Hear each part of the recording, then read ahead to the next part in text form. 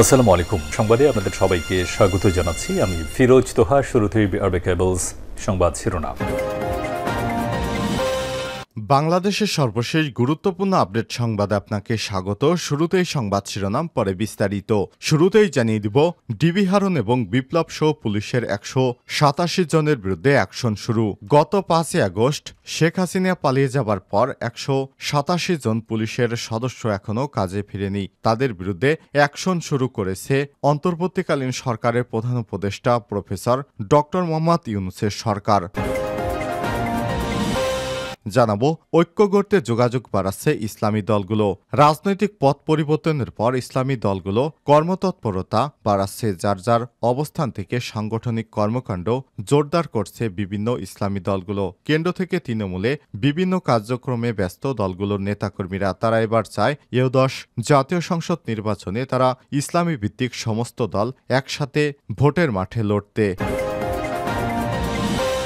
এবারে জানাবো, ম্যাজিস্ট্রেট উর্মিকে নিয়ে যা বললেন ঢাবি শিবিরের নেতা। যে নির্বাহী ম্যাজিস্ট্রেট শহীদ আবু সাইদকে সন্ত্রাসী, বিপদগামী, নিজেদের কোন্দলে নিহত ইত্যাদি বলে আখ্যায়িত করেছেন, তারও টাইমলাইন দেখুন। মুজিবের পূজায় পূর্ণ, চেতনায় টইটুম্বর, ওর মধ্যে হিংস্র পাশবিকতা এবং রক্তের পিপাসা একই রকমভাবে বিদ্যমান, কারণ ওরা শেখ হাসিনার অনুসারী। জানাবো, ভারত ছেড়ে আরব আমিরাতে হাসিনা। বিভিন্ন সংবাদ মাধ্যম দাবি করছে শেখ হাসিনা ভারত ছেড়ে সংযুক্ত আরব আমিরাতে আশ্রয় নিয়েছে। তবে কোনো অনলাইন পত্রিকায় বা কোনো নিউজ মিডিয়া শেখ হাসিনা যে ভারত ছেড়েছেন এ বিষয়ে গুরুত্বপূর্ণ সূত্রের কোনো সংবাদ দিতে পারেনি। এদিকে দুপুরের মধ্যে 6 অঞ্চলে বজ্রসহ বৃষ্টির আভাস। দেশের 6 অঞ্চলের উপর দিয়ে দুপুরের মধ্যে ঝোড়ো হাওয়া সহ বৃষ্টি বা বজ্রসহ বৃষ্টি হতে পারে। মঙ্গলবার 8 অক্টোবর ভোর রাত 5টা থেকে দুপুর 1টা পর্যন্ত দেশের অভ্যন্তরীণ নদীবন্দরের জন্য দেয়া আবহাওয়ার পূর্বাভাসে সব তথ্য জানানো হয়েছে। এবং সর্বশেষ জানিয়ে দিব, যুবলীগ কর্মীকে বিদ্যুতের খুঁটিতে বেঁধে পেটালো বিএনপির নেতারা। বরগুনা তালতলী উপজেলা যুবলীগ কর্মীকে বিদ্যুতের খুঁটির সঙ্গে বেঁধে মারধরের অভিযোগ উঠেছে উপজেলা বিএনপি নেতাকর্মীদের বিরুদ্ধে। বিদ্যুতের খুঁটিতে বাঁধা সুমনের ছবি ইতিমধ্যেই সামাজিক যোগাযোগ মাধ্যমে ভাইরাল হয়েছে। গত সন্ধ্যায় তালতলী বাজারে এই ঘটনা ঘটে। ওই যুবলীগ কর্মীর নাম জাফরুল হাসান সুমন, 30। তিনি তালতলী উপজেলা মুক্তিযোদ্ধা সংসদের সাবেক কমান্ডার মোহাম্মদ মুসলিম উদ্দিন হাওলাদারের ছেলে। প্রিয় দর্শক, এতক্ষণ শুনছিলেন সংবাদ শিরোনাম, এবারে বিস্তারিত। তবে তার আগে বন্ধুরা, অনুরোধ থাকবে এই সংবাদটিতে একটি লাইক দিন। এই চ্যানেলে আপনি নতুন হয়ে থাকলে আমাদের সংবাদটি দেখতে দেখতে চ্যানেলটি সাবস্ক্রাইব করে রাখুন। কমেন্ট করে আপনার মূল্যবান মতামত জানিয়ে দিন বন্ধুরা, আপনি বিশ্বের কোন দেশ থেকে বা বাংলাদেশের কোন স্থান থেকে আমাদের সংবাদটি দেখছেন এবং শুনছেন। এবারে বিস্তারিত। হারুন বিপ্লব সহ পুলিশের 187 জনের বিরুদ্ধে অ্যাকশন শুরু। গত 5 আগস্ট থেকে হাওয়া হয়ে গেছেন তারা। কাগজপত্রে পুলিশ বাহিনীতে তাদের চাকরি রয়েছে এখনও, কিন্তু অন্তর্বর্তীকালীন সরকারের 2 মাসেও তারা কর্মস্থলে ফেরেনি। গত 5 আগস্ট আওয়ামী লীগ সরকারের পতনের দিন থেকে গতকাল 7 অক্টোবর পর্যন্ত অদৃশ্য রয়েছে পুলিশের 187 জন সদস্য।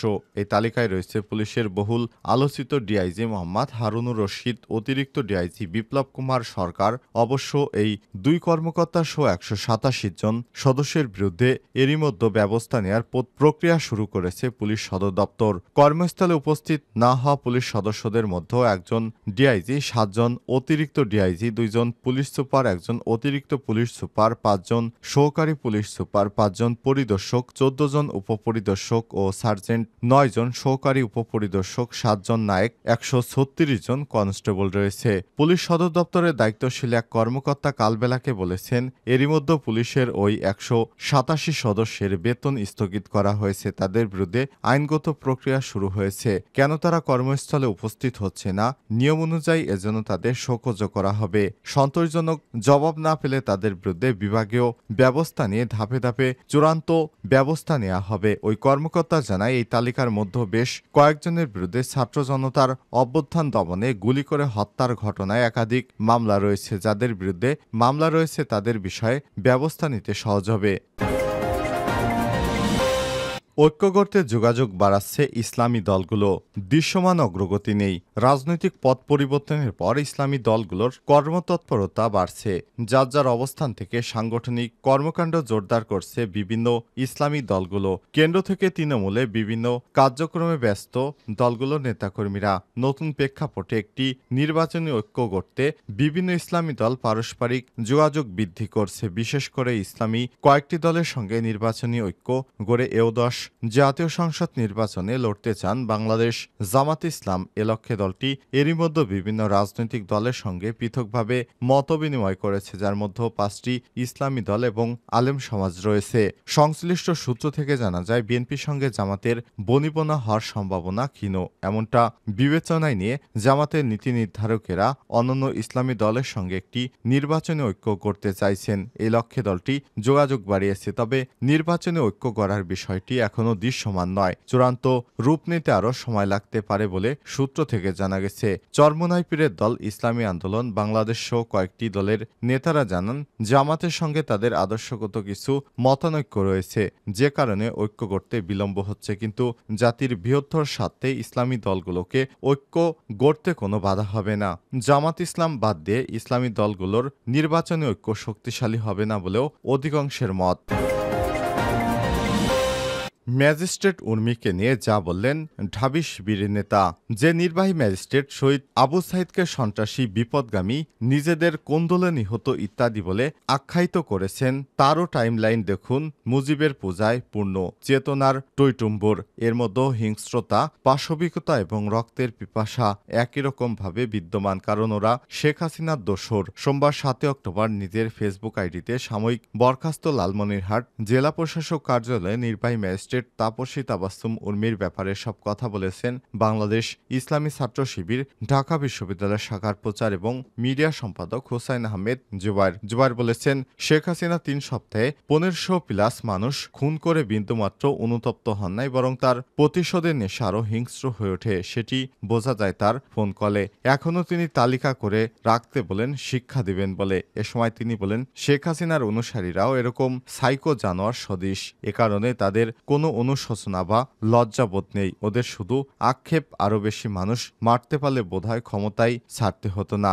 জুবায়ের আরও বলেন, আমাদের জাতীয় জীবনের প্রতিটি অধ্যায় আমাদের কাছে মর্যাদার, কিন্তু তাকে পুঁজি করে ক্ষমতার প্রতিদ্বন্দ্বী কিংবা ভিন্ন মতলম্বী অথবা সাহসী প্রতিবাদী ছাত্র জনতাকে খতম করার যে ঘৃণ্য রাজনীতি আওয়ামী লীগ সরকার শুরু করেছিল, জনগণ তার ইতি টেনে দিয়েছে। সকল অপরাধী এই ম্যাজিস্ট্রেটের মতো সকল সহযোগীর বিচার নিশ্চিত করে ন্যায় বিচার প্রতিষ্ঠার মাধ্যমেই নতুন বাংলাদেশ এগিয়ে যাবে। এর আগে গত শনিবার 5 অক্টোবর ফেসবুকে একটি পোস্ট করেন নির্বাহী ম্যাজিস্ট্রেট তাপসী তাবাসসুম উর্মি। সেই পোস্টে তিনি লিখেছেন, সাংবিধানিক ভিত্তিহীন অন্তর্বর্তীকালীন সরকারের প্রধান উপদেষ্টা বলেছেন, রিসেট বাটনে পুশ করা হয়েছে, অতীত মুছে গেছে। রিসেট বাটন ক্লিক করে দেশের সব অতীত ইতিহাস মুছে ফেলেছেন তিনি।